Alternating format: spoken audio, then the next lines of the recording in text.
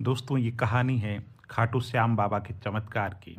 सबसे पहले दोस्तों कमेंट बॉक्स में जय श्री श्याम लिख करके मुझे अनुग्रहित करें तो मैं सुनाता हूँ आपको कहानी श्याम धनी के चमत्कार की, जिसमें आस्था है, मनोवैज्ञानिक प्रेरणा है और हृदय स्पर्शी विश्वास और आस्था का पुट है। राजस्थान के एक छोटे से गांव में रामलाल नाम का एक युवक रहता। घर की हालत खराब, बहुत खराब।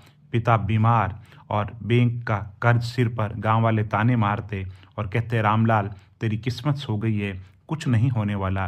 लेकिन रामलाल के अंदर एक बात जिंदा थी कि मेरे श्याम धनी मेरे साथ में है। हर सुबह वे 10-12 किलोमीटर दूर स्थित छोटे से श्याम मंदिर में पैदल जाता।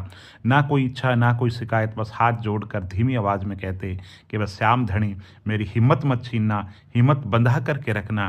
कहा जाता है कि श्याम अपने भक्तों को सिर्फ वरदान नहीं देते, वे मनोवैज्ञानिक बूटी पिलाते हैं, हिम्मत की, हौसलों की, मेहनत की, धैर्य की, जोश की।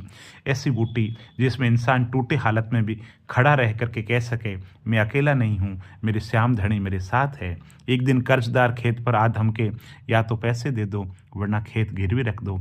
रामलाल का दिल बैठ गया। उस रात उसने श्याम बाबा के सामने दीप जलाया और आंसू रोक कर बोला, हे धनी इस बार तुम संभालना, मैं टूटने नहीं दूंगा खुद को, बस तुम अपनी बूटी मेरे भीतर जगा करके रखना। और सचमुच चमत्कार उस रात को हुआ।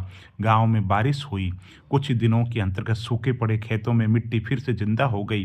रामलाल के खेत में सूखी फसल हरी और जीवंत दिखी, जैसे किसी ने उस पर जीवन का अमृत डाल दिया हो। समय बीता।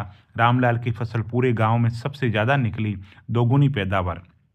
कर्जदार खुद उसके घर आया और बोला, रामलाल तेरे खेत में तो धनी ने खुद हाथ रखा है, ऐसा मैंने कभी नहीं देखा।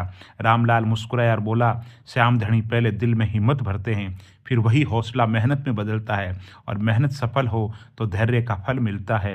जब मन में श्याम का जोश हो तो बुरा समय तुम्हें छू भी नहीं पाता। उस दिन गांव में एक ही वाक्य गूंजने लगा, जिसके दिल में श्याम धनी की आस्था हो उसकी किस्मत भले देर से बदले पर कभी खाली नहीं लौटती।